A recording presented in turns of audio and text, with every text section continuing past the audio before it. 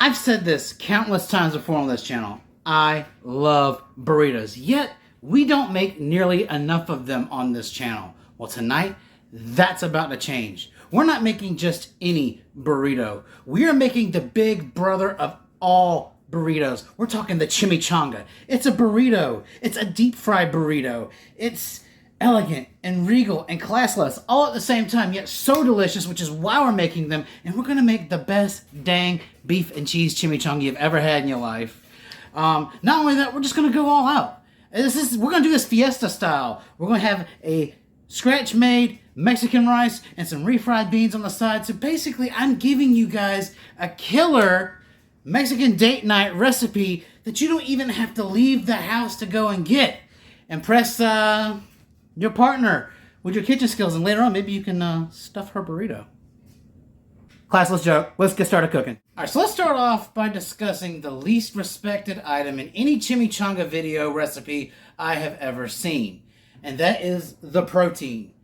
At the end of the video, you see this really elegant, really delicious looking product, and then when they rip it open, you have this plain ass looking meat with some, maybe some chilies and some cheese inside of it. Whenever I think of an elevated burrito like a chimichanga, whenever I rip into that, I expect to see juicy, dripping, marinated meat coming out of it that's got visual flavor as well as flavor you can smell. So before we even talk about how we're going to season and cook this beef, let's get to how we're going to elevate it. We are going to create a Mexican red sauce that's going to go over our beef while we cook it, so it's going to marinate as it's cooking and create the most moist, juicy, delectable beef you could have in a chimichanga. So let's start cooking. And what we're going to do is get some water boiling and add these chili peppers to it. What I have here are 7 guajillo chilies that have been decapitated and seeded, and 4 japones chilies that I've also took the heads off of and seeded. And we're going to boil those for about 10 minutes until they're soft and tender. All right, so it's been 10 minutes, and we're going to do our quick 10-minute cook check. And the way you know your chili peppers are done cooking is when you go to pick one up, if they start falling apart. And this one's already been falling apart while it's cooking. As you can see right here, it's already starting to rip open, so the flesh is soft. So these guys are ready to get blended. Now we're going to bring out our old friend, the blender, which we have not used in quite a while here. Alright. And this red sauce is going to give you birria vibes without actually being birria. So you can consider it like a distant cousin of birria. We're going to call it Niria. See what I did there? So now, we're going to go ahead. Oh yeah, this guy's, see that? That's falling apart. And we're going to just go ahead and get all of our chili peppers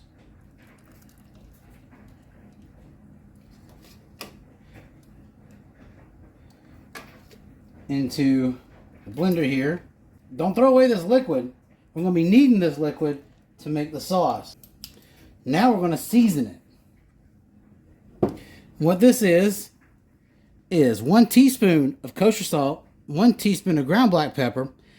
Normally there's like a whole onion involved in this sort of sauce, so we're going to do 1 tablespoon of onion powder, half a tablespoon of garlic powder, and then 1 teaspoon of oregano, and we want to toss that in.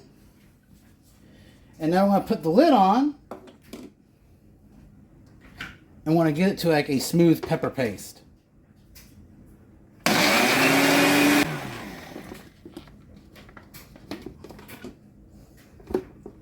Alright, and now I want to give it some liquid. Little bits at a time here. Now I want to stream in nearly a teaspoon of fresh lime juice. Well, not exactly fresh, but it is lime juice. You want to cut through this just a little bit. I want this to be a little bit looser since it's a sauce. And we're going to be coating a whole piece of meat here. So we're just going to add a little bit of this boiling water to it. I'm going to take a quick taste for seasoning. Make sure it doesn't need any other salt or anything like that.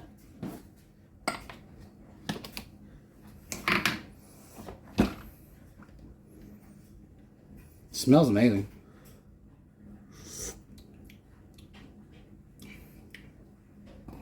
And that's good. I'm going to hit it up with a little bit of extra salt just to diffuse some of that heat.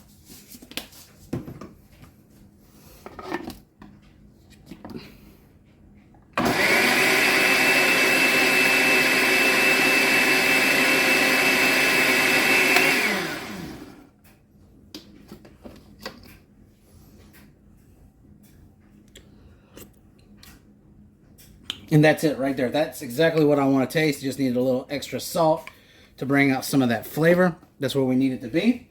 Now let's get to prepping our beef the rest of the way. All right, and now let's get to seasoning our meat. This is a chuck tender roast, and I want to point out something to you guys.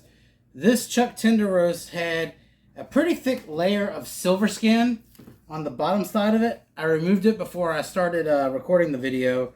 It's important to investigate your pieces of meat very carefully, because if you guys don't know what silver skin is, basically that is like a membrane lining that kind of binds the muscle fibers together. It's connective tissue, and I don't care how long or how slow you cook things, that connective tissue is not going to break down, and nothing's going to suck worse than trying to fight a piece of meat that you're trying to shred with that tough connective fiber. So I went ahead and took all of that off. If you guys don't know how to do that, you need to really check out my video on ribs, because I showed you guys how to glide off that silver skin off the back of the ribs, and I did it exactly the same way on this chuck roast. All right, so this is my homemade Mexican seasoning. I did a video on this shortly after I launched the channel. I want to say it's like my third or fourth video, something to that effect. I have a link in the description and a card floating around. The main focus of that is to making this beautiful seasoning. I use it pretty much on everything Mexican that I make. And it definitely saves you from buying this prepackaged Old El Paso, Ortega, you name it, the store brands, taco seasoning. It's fresher, it tastes better, and you're not putting all that artificial crap in there. So what we're doing is we're just going to very generously season our chuck tender roast. Make sure we get all sides covered. Flip it over.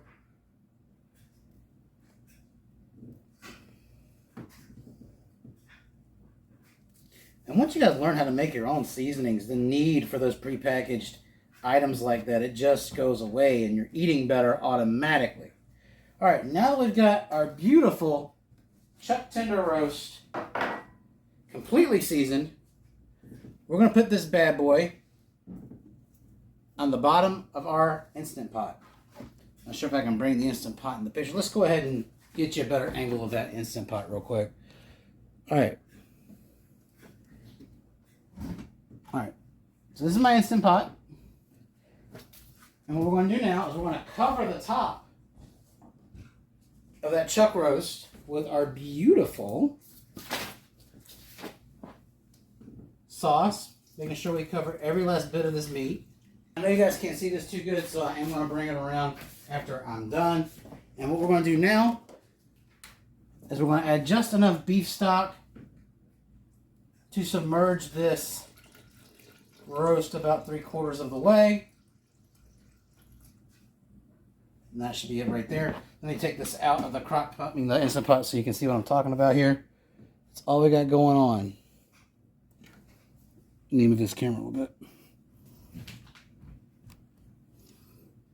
That's all we got going on. 3/4 of the way. Once you bring it back up. Now put that in. Now that we got that done, we're going to pop in 2 bay leaves.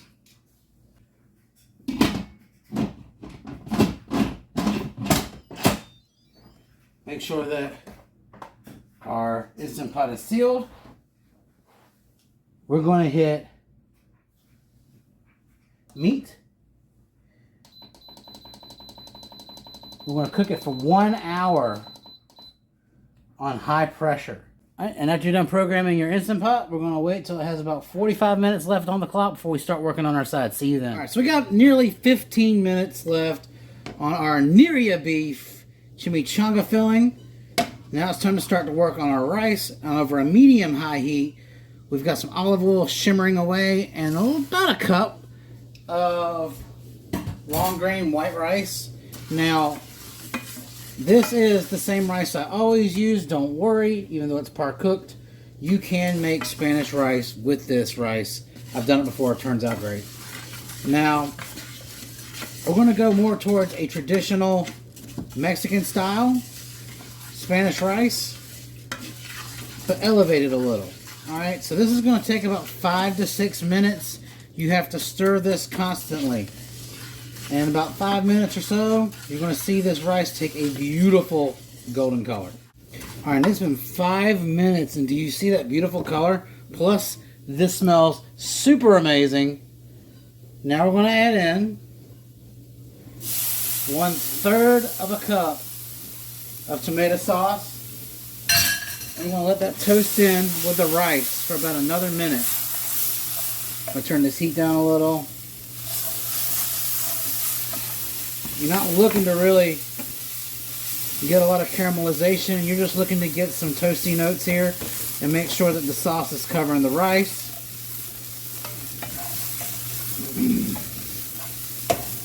Just like that. You see that? That's what you want to see. And now we're going to add our liquid component. And this is 2 cups of a low sodium chicken stock. And I never see any real authentic Mexican recipes without some form of bouillon.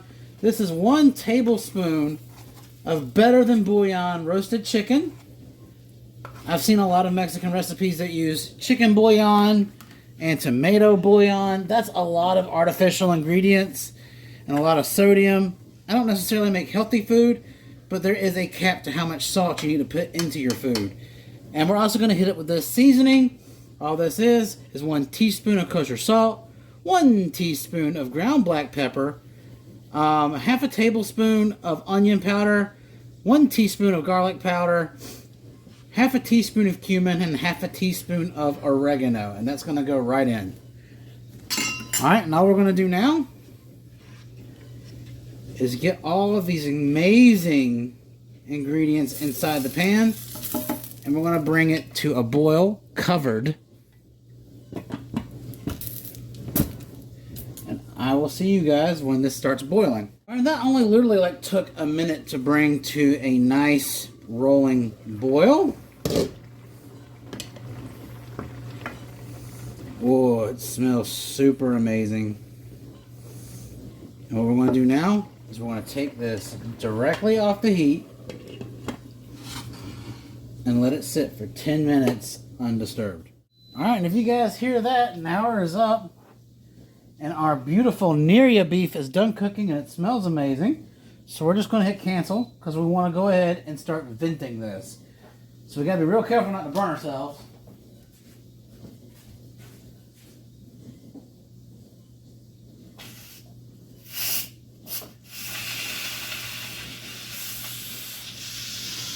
Now that our beautiful Neria is releasing, we're going to, after this pressure dies down, we're going to let it sit for maybe about 10 minutes. And then we're going to take it out and start to shred it.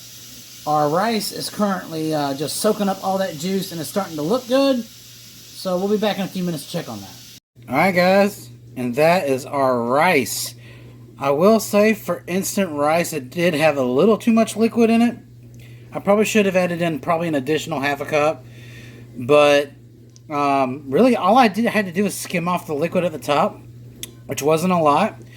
It was really important, since this is instant rice, to pull it out as soon as it reached a boil, so that way the texture didn't turn to mush, and the texture is exactly what you want. The flavor is amazing, so this was actually a big hit. Alright, so our Neria beef has vented for about 10 minutes now. We're going to take the lid off and see what we've got here. How tender is it, is the question.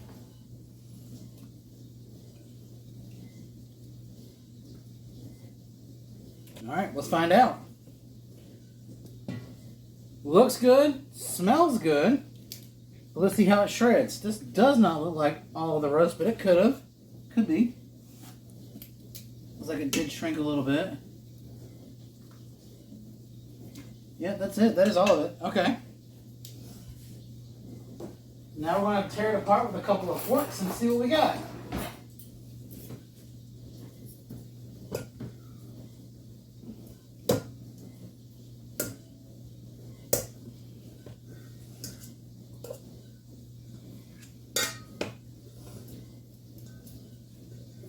There we go. Oh yeah, this is starting to fall apart. Look at that. No effort. No effort. All right, so you know what we're going to do? We're going to do the rest of this.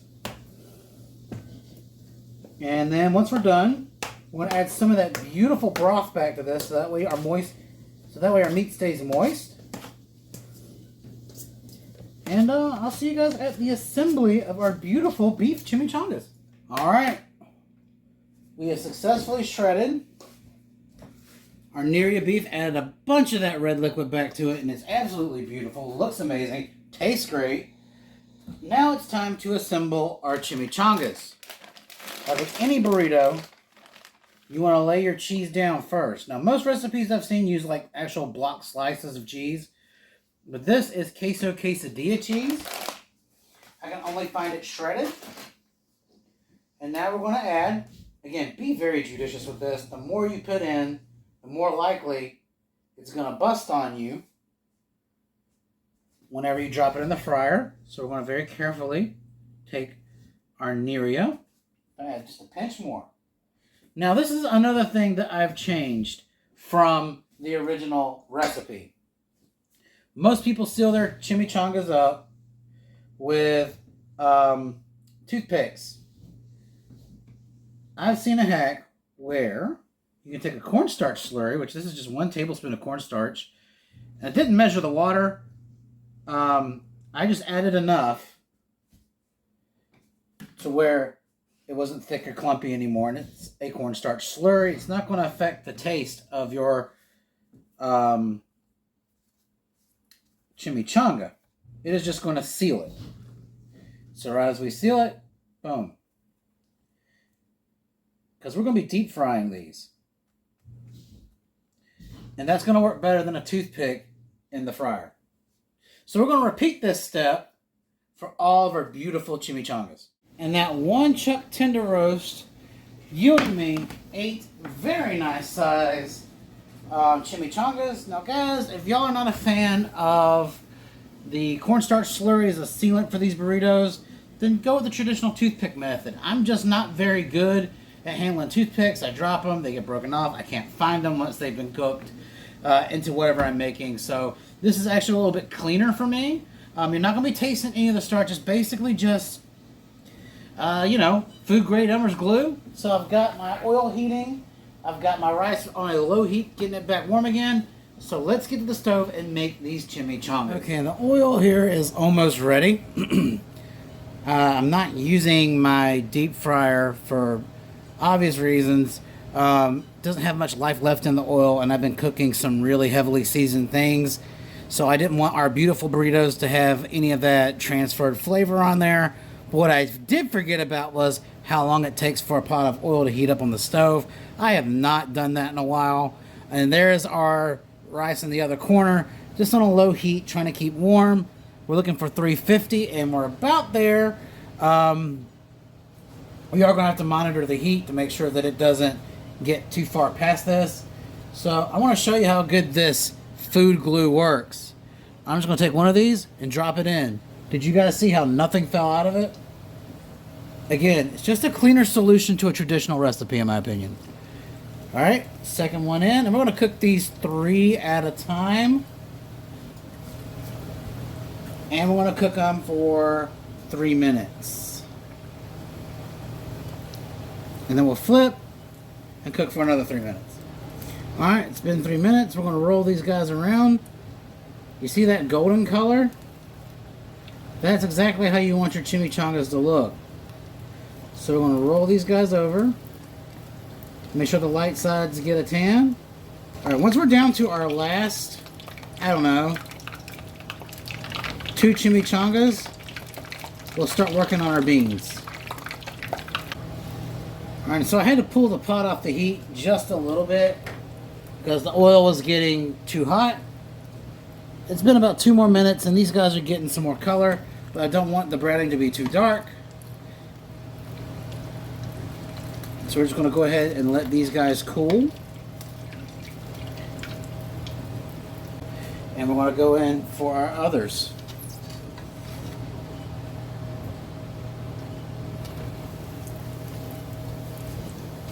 Again, pulling it just slightly off the heat because we're getting a little too hot.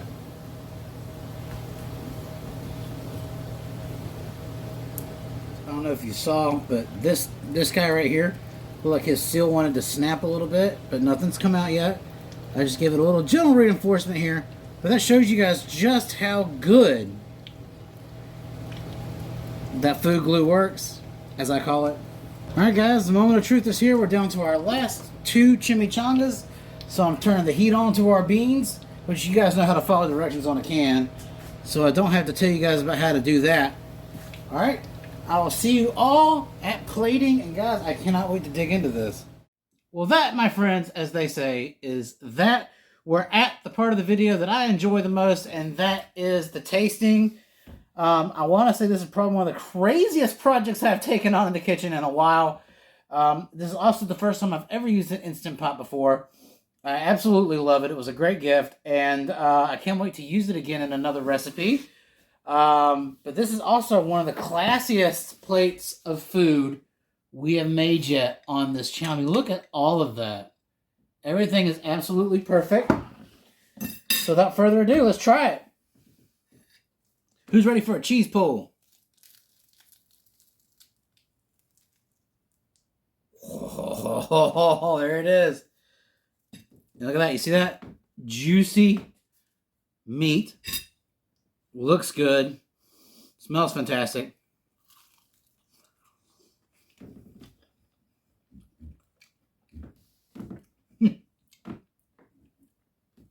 This is better than a 10 out of 10, y'all. This is a 12 out of 10.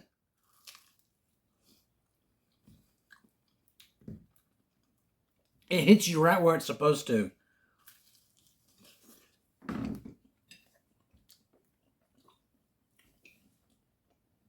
Obviously, because I cannot stop eating this thing. Let's try this homemade Spanish rice.